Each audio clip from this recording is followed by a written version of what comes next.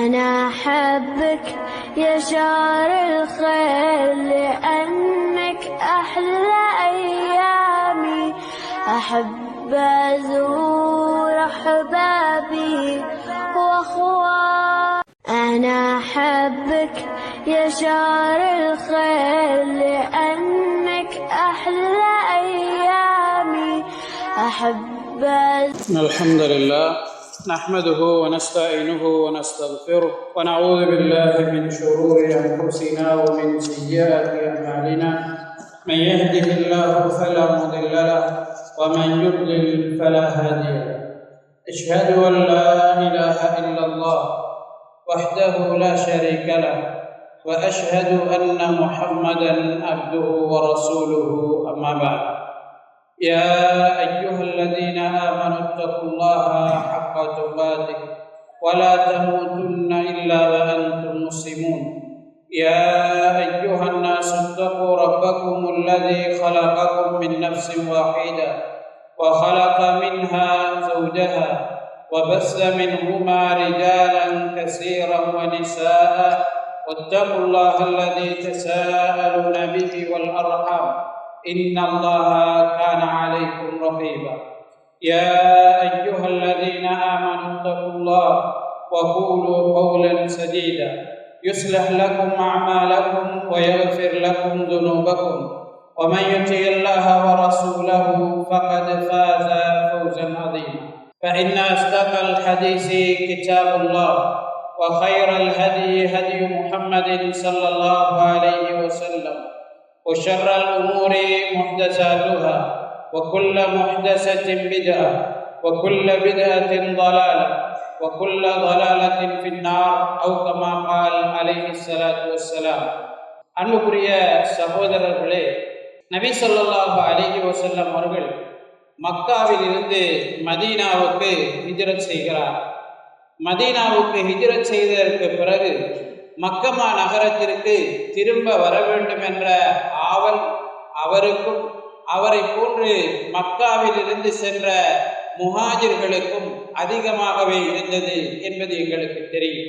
மக்காவாசிகள் நபியவர்களையும் சஹாபாக்களையும் விடாது துரத்திய போதிலும் மீண்டும் நாம் மக்காவுக்கு செல்ல வேண்டும் என்கிற ஆர்வம் நம்பிக்கையும் அவர்களுக்கு இருந்து கொண்டே இருந்தது. நபி ஸல்லல்லாஹு அலைஹி வஸல்லம் அவர்கள் ஹிஜ்ரி 6ஆம் ஆண்டு உம்ரா செய்வதாக கனவு காணுகிறார்கள். உம்ரா செய்வதற்கான அழைப்பை மதீனாவிலே விடுக்கிறார்கள். சஹாபாக்களில் அதிகமானவர்கள் நபி அவர்களோடு சேர்ந்து உம்ரா செய்வதற்காக மக்காவை நோக்கி வருகிறார். மக்காவாசிகள் நபி ஸல்லல்லாஹு அலைஹி வஸல்லம் அவர்களையும் சஹாபாக்களையும் ஹுதைபியா என்கிற இடத்திலே தடுக்கிறார். ஹுதைபியா என்கிற இடத்திலே நபி அவர்களும் சஹாபாக்களும் இம்முறை உம்ரா செய்ய முடியாது, எதிர்வருகிற வருடம் மக்காவாசிகளுடைய பாதுகாப்போடு உம்ரா செய்ய முடியும் என்கிற உடன்படிக்கையோடு ஹுதைபியாவிலேயே தங்களுடைய முடிகளை அகற்றி இஹ்ராத்தை களைந்து மீண்டும் மதீனாவை நோக்கி செல்ல வேண்டிய நிர்பந்தம் நபி அவர்களுக்கும் சஹாபாக்களுக்கும் ஏற்படுகிறது. இதற்கு பிறகு ஹிஜ்ரி 8ஆம் ஆண்டு மக்கமா நகரம் கைப்பற்றப்படுகிறது. முஸ்லிம்களுக்கு அல்லாஹு தஆலா பெரும் போராட்டம் இல்லாமல் பெரியதொரு வெற்றியை மக்காவிலே வழங்குகிறார். மக்காவாசிகளும் அவர்களை சூழ இருந்த அரபு கோத்திரங்களும் கூட்டம் கூட்டமாக இஸ்லாத்தை நோக்கி விரைந்து வருகிறார்.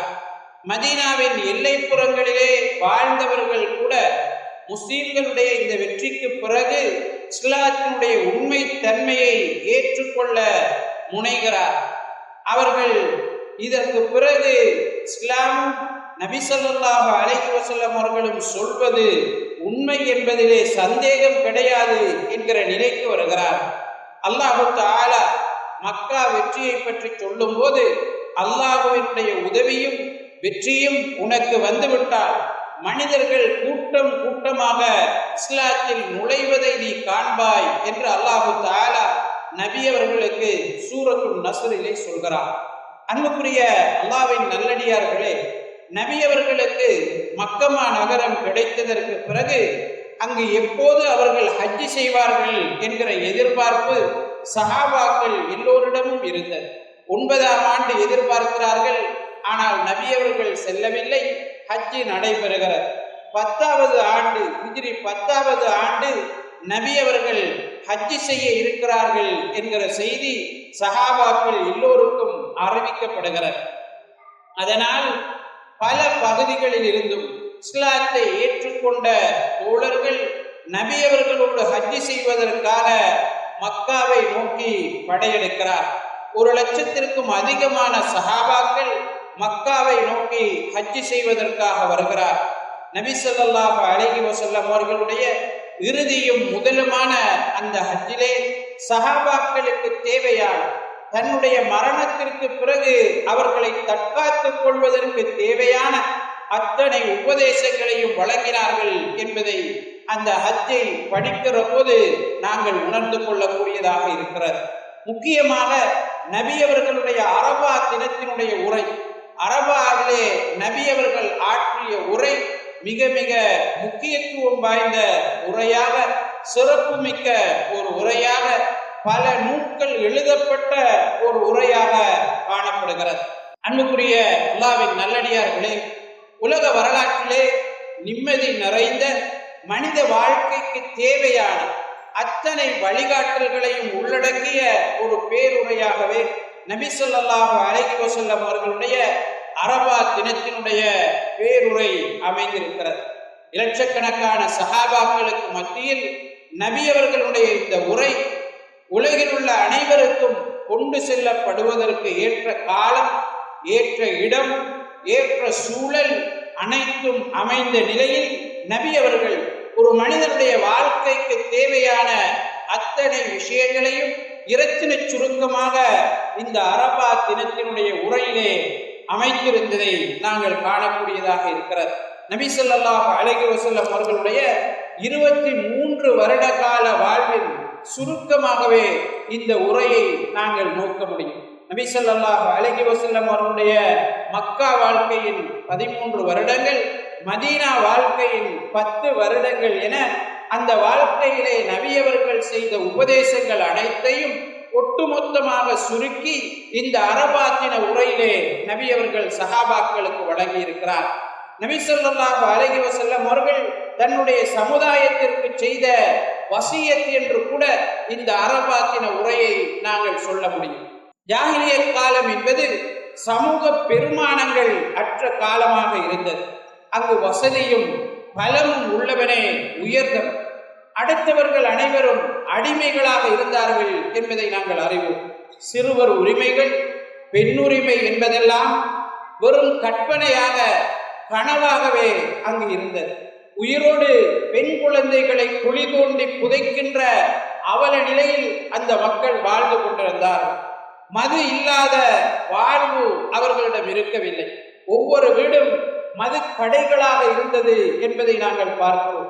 மது தடை செய்யப்பட்ட வசனம் இறங்கியதற்கு பிறகு சஹாபாக்கள் தங்களுடைய வீடுகளில் இருந்த மதுக்களை எல்லாம் கொட்டிவிட்டார்கள். மதீனாவில் வெள்ளம் வந்ததை போன்று இருந்தது என்று ஹதீஸ்களிலே, வரலாற்றிலே நாங்கள் பார்க்கிறோம். அந்த அளவுக்கு மது பிரியர்களாக அவர்கள் ஒவ்வொருவருடைய வீடிலும் வரல் கணக்கிலே மதுவை வைத்துக் கொண்டு வாழ்ந்து கொண்டிருந்தார்கள். திருமணத்தை தாண்டிய உறவு என்பது நாம் சொல்ல வேண்டியதே இல்லை, அதற்கு வரையறையே கிடையாது என்பதை நாங்கள் அறிவோம். பெண்கள் ஆண்களுடைய போகப் பொருளாக, ஆண்களுடைய தேவைகளை தீர்த்து கொள்வதற்கான ஒரு பொருளாகவே படைக்கப்பட்டிருக்கிறார்கள் என்று ஜாஹிலியத் கால மக்கள் கருதினார்கள். கள்ளஞ்சம் கொண்டவர்களாக இருந்தார்கள், வழிப்பறி கொள்ளையர்களாக இருந்தார்கள். கோத்திர வரி, மொழி வரி உச்சத்திலே அவர்களிடம் இருந்தது.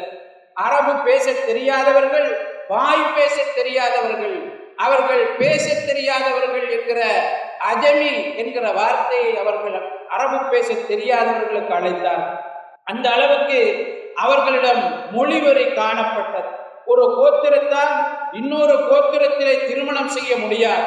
ஒரு கோத்திரத்தினுடைய ஒட்டகம் இன்னொரு கோத்திரத்தினுடைய மேய்ச்சல் தரையிலே மேய முடியாது. இன்னுமொரு கோத்திரத்தினுடைய ஒட்டகம் நீர் அருந்துகின்ற இடத்திலே அடுத்த கோத்திரத்தினுடைய ஒட்டகம் சேர்ந்து நீர் அருந்த முடியாது.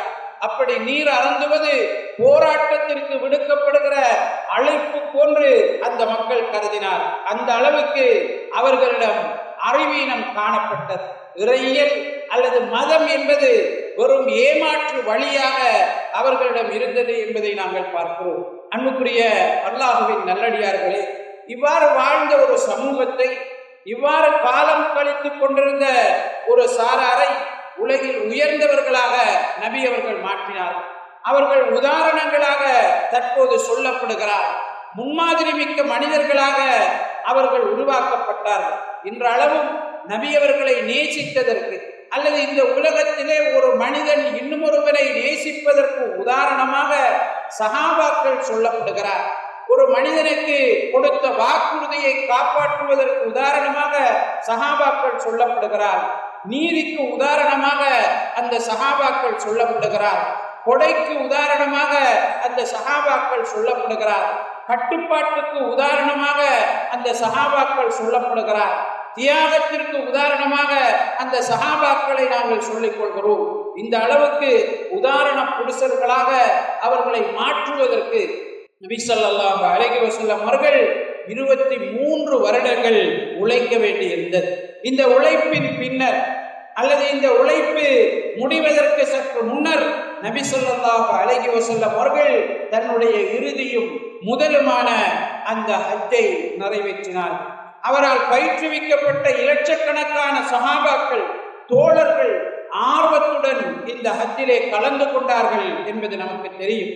இந்த ஹஜ்ஜில் தான் அல்லாஹு தஆலா மார்க்கத்தை பூரணப்படுத்தி விட்டதாக, அவனுடைய அருளை மக்களுக்கு முழுமைப்படுத்தி விட்டதாக வசனத்தை இறக்குகிறார். ஒரு யூதன் உமர் இப்னு கத்தாப் ரலியல்லாஹு அன்ஹு அவர்களிடம் வந்து சொல்கிறார், உங்களுடைய வேதத்திலே ஒரு வசனம் இருக்கிறது, அப்படி ஒரு வசனம் எங்களுக்கு இறங்கி இருக்குமாக இருந்தால் அந்த நாளை நாங்கள் பெருநாளாக கொண்டாடி இருப்போம் என்கிறார். உமர் இப்னு கத்தாப் ரலியல்லாஹு அன்ஹு அவர்கள் சொல்கிறார்கள், நீ சொல்லுகிற வசனம் என்ன என்று எனக்கு தெரியும், அது எப்போது இறங்கியது என்பதும் எனக்கு தெரியும், நபி அவர்கள் என்ன நிலையில் இருக்கும் போது அந்த வசனம் இறங்கியது என்பதும் எனக்கு தெரியும். அல்யௌம அக்மல்து லக்கும் தீனக்கும் வ அத்மம்து அலைக்கும் நிஅமதி வ ரதீது லக்குமுல் இஸ்லாம தீனா. இன்றைய தினம் உங்களுடைய மார்க்கத்தை உங்களுக்கு நான் பூரணப்படுத்தி விட்டேன், என்னுடைய அருளை உங்களுக்கு நான் முழுமைப்படுத்தி விட்டேன், இஸ்லாத்தை உங்களுக்கு மார்க்கமாக பொருந்திக் கொண்டேன் என்கிற வசனம் தான் அது என்று உமர் இப்னு கத்தாப் ரலியல்லாஹு அன்ஹு அவர்கள் சொல்லிவிட்டு அரபா தினத்திலே அது இறங்கியது என்று குறிப்பிடுகிறார். துல்ஹஜ் மாதத்தினுடைய 9வது நாளிலே அது இறங்கியது என்று சொல்கிறார். நபி ஸல்லல்லாஹு அலைஹி வஸல்லம் அவர்கள் தன்னுடைய தோழர்கள் அனைவரையும் அங்கு ஒன்றிணைக்கிறார். தன் வாழ்நாளிலே இறுதி நேரங்களை தான் அனுபவித்துக் கொண்டிருப்பதை நபி அவர்கள் உணர்கிறார். அதனால் தான் சஹாபாக்களை பார்த்து சொல்கிறார்கள், லஅல்லி லா அல்காக்கும் பஅத அமிக்கும் ஹாதா, இந்த இடத்திலே உங்களை இந்த வருடத்திற்கு பிறகு நான் சந்திக்காமல் போகலாம், அதனால் உங்களுடைய வணக்க வழிபாடுகள் பற்றிய தெளிவுகளை என்னிடமிருந்து கற்றுக்கொள்ளுங்கள், என்னிடமிருந்து எடுத்துக்கொள்ளுங்கள், ஹஜ் பற்றிய விவரங்களை அறிந்து கொள்ளுங்கள் என்று நபி ஸல்லல்லாஹு அலைஹி வஸல்லம் அவர்கள் சஹாபாக்களுக்கு அடிக்கடி ஞாபகப்படுத்தி கொண்டிருந்தார்கள் என்பதை நாங்கள் பார்க்கிறோம். தன்னுடைய வாழ்நாளிலே இந்த சஹாபாக்களை உருவாக்குவதற்காக, இந்த தோழர்களை இப்படி உருவாக்குவதற்காக நிறைய தியாகங்களை செய்து விட்டார்கள். தன்னுடைய ஊரில் இருந்து அனைத்தையும் இழந்து அடுத்த ஊருக்கு செல்ல வேண்டிய நிர்பந்தம் அவர்களுக்கு ஏற்பட்டிருந்தது. அதனால் தன்னுடைய தோழர்கள் தன்னுடைய மரணத்திற்கு பிறகு பழைய நிலை அவர்களுக்குள் வந்துவிடக் கூடாது, பழைய வேறுபாடுகள் அவர்களிடம் உருவாகக்கூடாது என்பதற்காக அதற்கு என்னவெல்லாம் சொல்ல வேண்டுமோ அவை அனைத்தையும் சுருக்கமாக உருக்கமாக சஹாபாக்களுக்கு மத்தியிலே நபி அவர்கள் எடுத்து வைக்கிறார். மிகவும் வளர்ச்சி அடைந்த காலம் என்று சொல்லப்படுகிற இக்காலத்தில் இல்லாத மனித உரிமைகள், சமூக நீதிக்கான அடிப்படைகள் 1400 ஆண்டுகளுக்கு முன்னரே நபி ஸல்லல்லாஹு அலைஹி வஸல்லம் அவர்கள் தன்னுடைய உறவிலே விளக்கி இருப்பதை நாங்கள் பார்க்கிறோம். உலக வரலாற்றிலே 1948ஆம் ஆண்டுக்கு பிறகுதான் மனித உரிமைகள் என்கிற பொதுப்படையான சாசனங்கள் அல்லது உரிமைகள் சார்ந்த சாசனங்கள் உருவாக்கப்பட்டிருப்பதை நாங்கள் பார்க்கிறோம். 12ஆம் நூற்றாண்டில் இருந்து சில தனிப்படையான அல்லது சில தனித்தனியான குழுக்கள், நாடுகள் என்று சில சாசனங்கள் உருவாக்கப்பட்டாலும், உரிமைகள் தொடர்பான சட்டங்கள் இயற்றப்பட்டாலும் பொதுவான ஒரு நிலை 48க்கு பிறகுதான் உருவானது.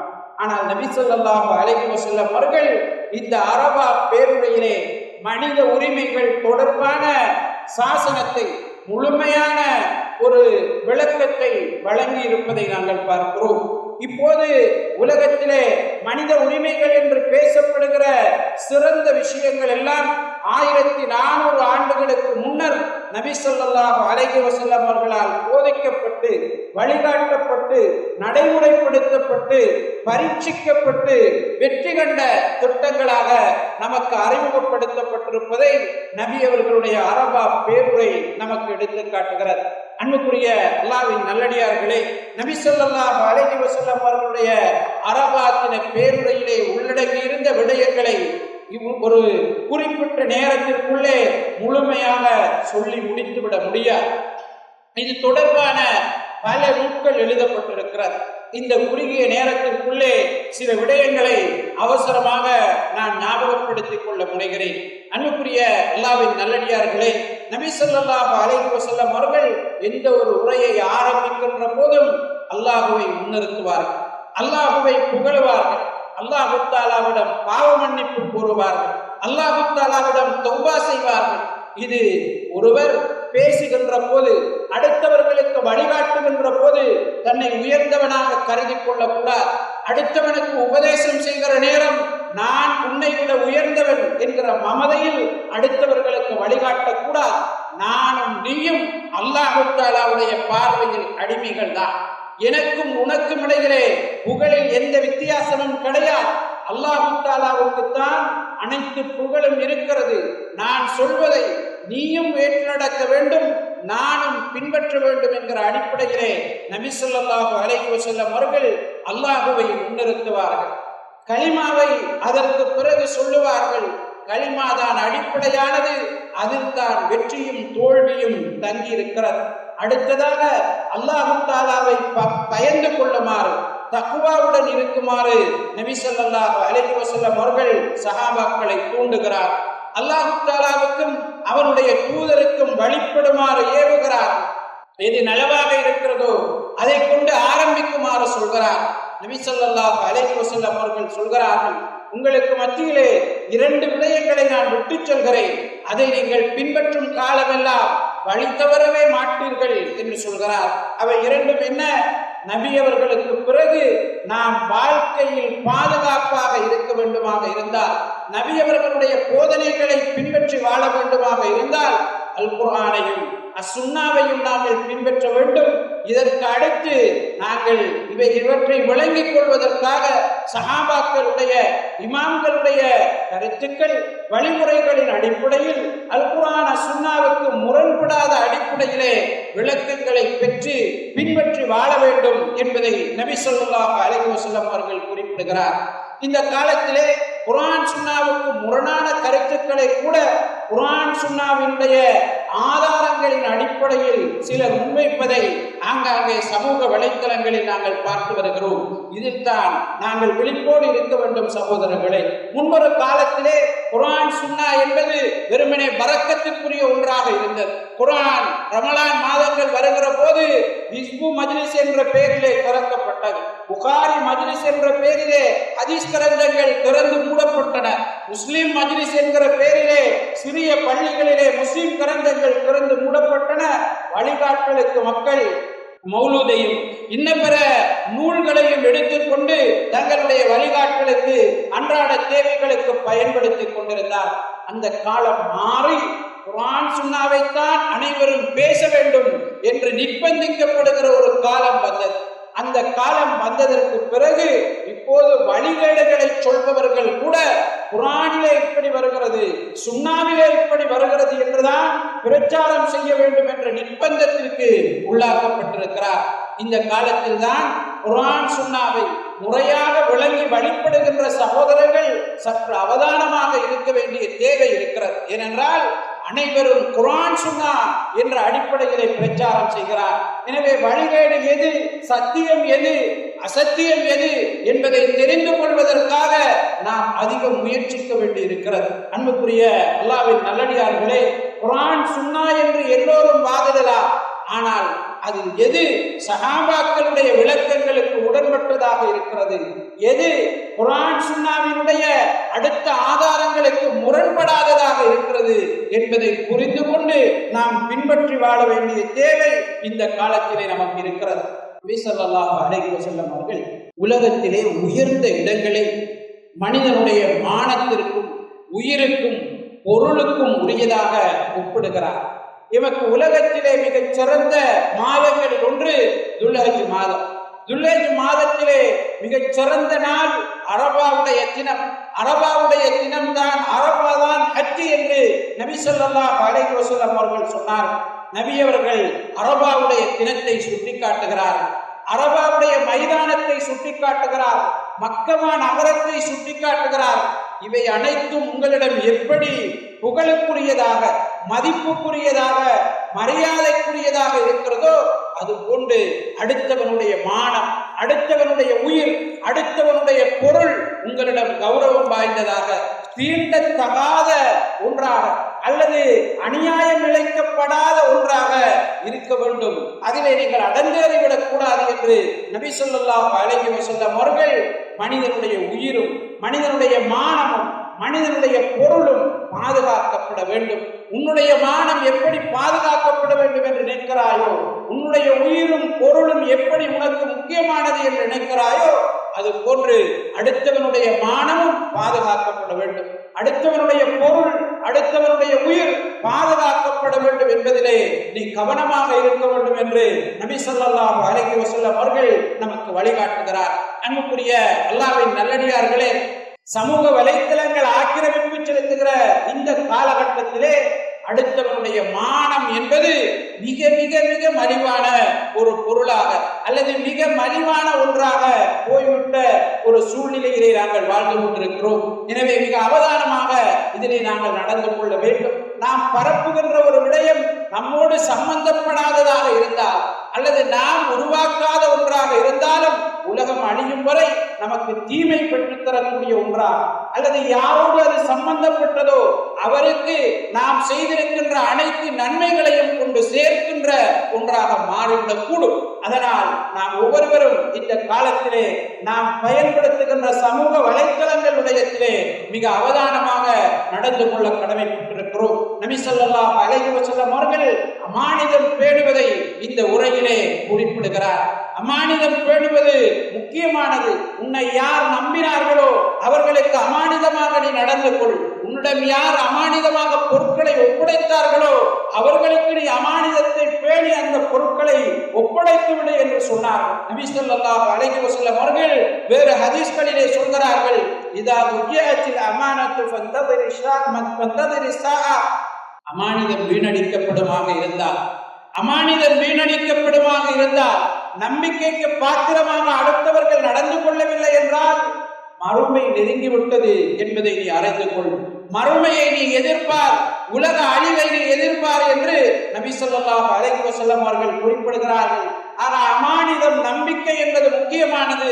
அதன் முக்கியத்துவத்தை கருத்தில் கொண்டு தன்னுடைய இறுதி வசியத் என்று சொல்லக்கூடிய அரபா உரையிலே நபி அவர்கள் அமானிதத்தை வலியுறுத்துகிறார். வட்டியை தடை செய்யப்பட்டு விட்டதாக நபி ஸல்லல்லாஹு அலைஹி வஸல்லம் அவர்கள் குறிப்பிடுகிறார். உங்களுக்கு உங்களுடைய மூலதனம் இருக்கிறது, நீங்கள் கொடுத்த அடிப்படையான சொத்தை நீங்கள் பெற்றுக்கொள்ள முடியும்.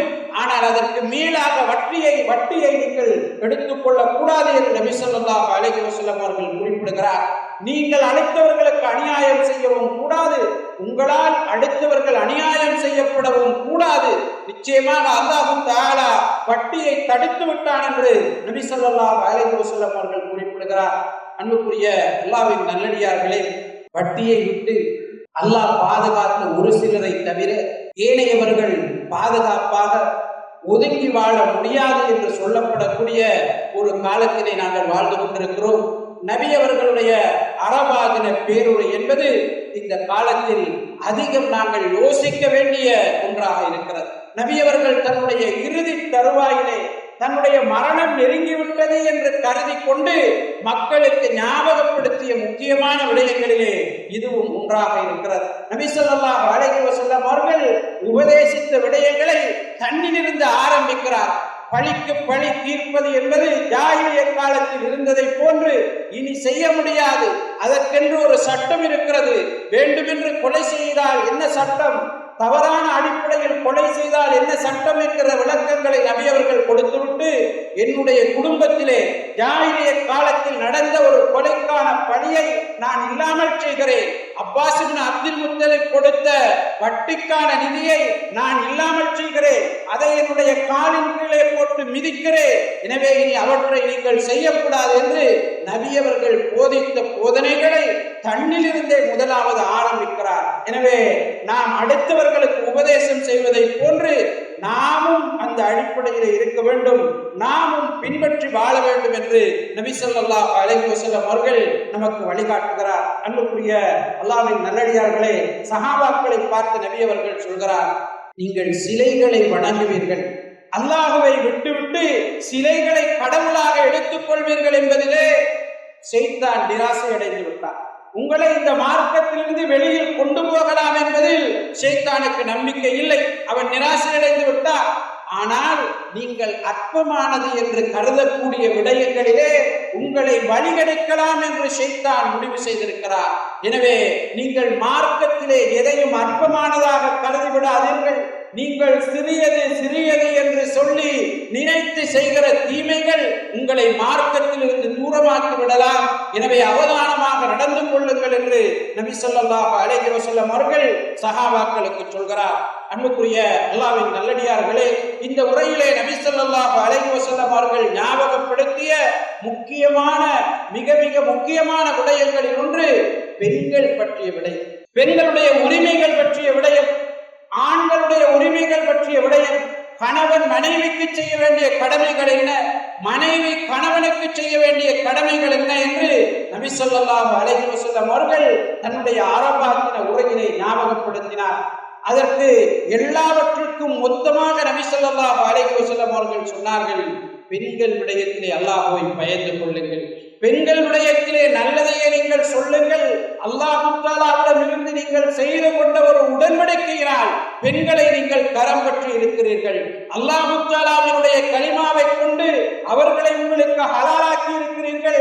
அவர்கள் உங்களுக்கு அடிமைகள் கிடையாது. அவர்களால் உங்களுக்கு உதவுவது கடினம். உங்களுடைய உழைப்பிலே அவர்கள் தங்கி வாழுகிறார்கள். ஆனால் அவர்கள் உங்களுக்கு அடிமைகள் அல்ல. அவர்கள் விடயத்திலே அல்லாஹ்வை நீங்கள் பயந்து கொள்ளுங்கள் என்று நபி ஸல்லல்லாஹு அலைஹி வஸல்லம் அவர்கள் பெண்களுக்கு அடிப்பதை தடை செய்ததோடு பெண்கள் விடயத்திலே அல்லாஹ்வை பயந்து கொள்ளுமாறும் நலவுகளை பின்பற்றி வாழுமாறும் நலவுகளை அவர்களுக்கு அதிகமாக செய்யுமாறும் நபி ஸல்லல்லாஹு அலைஹி வஸல்லம் அவர்கள் சொல்கிறார். குறிப்பாக காயம் வருகிற விதத்திலே பெண்களை நீங்கள் தாக்காதீர்கள் என்று நபி ஸல்லல்லாஹு அலைஹி வஸல்லம் அவர்கள் சொன்னார்கள். ஏனென்றால் பெண்கள் விடயம் ஜாஹிலிய காலத்திலே மிக மிக மோசமாக இருந்த ஒரு விடயமாக, உரிமைகள் இழந்த ஒரு சாராராக பெண்கள் வாழ்ந்து கொண்டிருந்தார்கள் என்பதை நாங்கள் பார்க்கிறோம். அன்புக்குரிய அல்லாஹ்வின் நல்லடியார்களே, நபி ஸல்லல்லாஹு அலைஹி வஸல்லம் அவர்கள் இந்த உரையிலே மனிதர்கள் அனைவரும் சமம் என்று சொன்னார். மனிதர்கள் அனைவரும் சமமானவர்கள். எல்லோருமே நீங்கள் ஆதமிலிருந்து படைக்கப்பட்டிருக்கிறீர்கள். ஆதம் ஹவ்வா என்கிற ஒரு சோடியில் இருந்துதான் இந்த மனித குலம் அனைவரும் உருவாக்கப்பட்டிருக்கிறார்கள். நீங்கள் அனைவரும் மண்ணிலிருந்து படைக்கப்பட்டவர்கள். அப்படி என்றால் உங்களுக்கு மத்தியில் வித்தியாசம் எதை வைத்து வருகிறது? தக்வாவை வைத்து மட்டும்தான் வித்தியாசம் வருகிறது. அல்லாஹ்வை அதிகமாக யார் வணங்குகிறீர்கள், அல்லாஹ்வையும் அல்லாஹ்வுடைய தூதரையும் அதிகமாக யார் கட்டுப்பட்டு வாழ்கிறீர்கள் என்பதை வைத்துத்தான் உங்களுக்கு மத்தியிலே வித்தியாசம் இருக்கிறதே தவிர ஒரு எந்த வித்தியாசமும் உங்களுக்கு இருக்கக்கூடாது. நிறவெறியோ குலவெறியோ மொழி வெறியோ பட்டம் பதவிகளை வைத்து வேறுபாடுகளோ உங்களுக்குள் நீங்கள் காட்டிக்கொள்ளக் கூடாது. அதில் உங்களுக்குள் சிறப்பு கிடையாது. உங்களிலே மிக தாழ்ந்தவன் அல்லாஹ்விடத்திலே மிக உயர்ந்தவனாக இருக்க முடியும். உங்களிடத்திலே மிக மிக கல்வி அறிவு குறை குறைந்தவன், பட்டம் குறைந்தவன், பணம் குறைந்தவன், கௌரவம் அது மாதிரி சமூக அந்தஸ்து குறைந்தவன் என்று நீங்கள் கருதுகின்றவன் அல்லாஹ்வுடைய பார்வையிலே அல்லாஹ்விடத்திலே உயர்ந்தவனாக இருக்க முடியும். எனவே உங்களிடத்திலே கௌரவம் என்பது தக்வாவை வைத்து எடை போடப்பட வேண்டும் என்று நபி ஸல்லல்லாஹு அலைஹி வஸல்லம் அவர்கள் சஹாபாக்களுக்கு வழிகாட்டியதோடு அனந்தர சொத்து விஷயத்திலும் நபி ஸல்லல்லாஹு அலைஹி வஸல்லம் அவர்கள் சஹாபாக்களுக்கு உபதேசம் செய்தார். அனந்தர சொத்தை முறையாக பங்கிடுமாறு சஹாபாக்களுக்கு சொன்னார். இந்த காலத்திலே நாம் மிக மிக மிக கவனஈனமாக அல்லது ஒரு சிலரை தவிர மற்ற யாரும் இதை கவனிப்பதில்லை என்று சொல்லக்கூடிய அளவுக்கு தான் வாரிசுரிமை சட்டம், அனந்தர சொத்து என்பது எங்களுக்கு மத்தியில் இருக்கிறது. நபி ஸல்லல்லாஹு அலைஹி வஸல்லம் அவர்கள் தன்னுடைய இறுதி தருவாயிலே அரபா உரையிலே செய்த வசியத்தில் முக்கியமான ஒரு விடயமாக இந்த அனந்தர சொத்தை நமக்கு அறிமுகப்படுத்தினார். எனவே அன்புக்குரிய அல்லாஹ்வின் நல்லடியார்களே, பொருளாதார விடயங்களிலே எங்களுக்கு மத்தியிலே அநியாயங்கள் இழைக்கப்படுகிற மிக முக்கியமான ஒரு பகுதியாக இந்த அனந்தர சொத்து விடயம் காணப்படுகிறது. அதுவும் கிழக்கு மாகாணத்திலே பெண்களுக்கு மாத்திரம் அனைத்தும் கொடுக்கப்படுகிற ஒரு காலகட்டத்திலே நாங்கள் வாழ்ந்து கொண்டிருக்கிறோம். இதற்காக பெண்களை கவனிக்க கூடாது, அவர்களுக்கு சொத்து கொடுக்க கூடாது என்பது அல்ல. இறைவனுடைய சட்டம் அதிலே முதன்மைப்படுத்தப்பட வேண்டும் என்பதை நபி ஸல்லல்லாஹு அலைஹி வஸல்லம் அவர்கள் நமக்கு அடையாளப்படுத்தி இருக்கிறார்கள். அல்லாஹ் தஆலா நபி அவர்களுடைய பேருரையிலிருந்து பெற வேண்டிய படிப்பினைகளை பெற்று சிந்தித்து எங்களுடைய நடத்தைகளையும் சிந்தனைகளையும் சீர்படுத்திக் கொண்டு வாழுகின்ற நன்மக்கள் கூட்டத்திலே என்னையும் உங்களையும் சேர்த்தருள்வானாக. ஆமீன் ஆமீன். வாஹிரு தஅவானா அல்ஹம்துலில்லாஹி.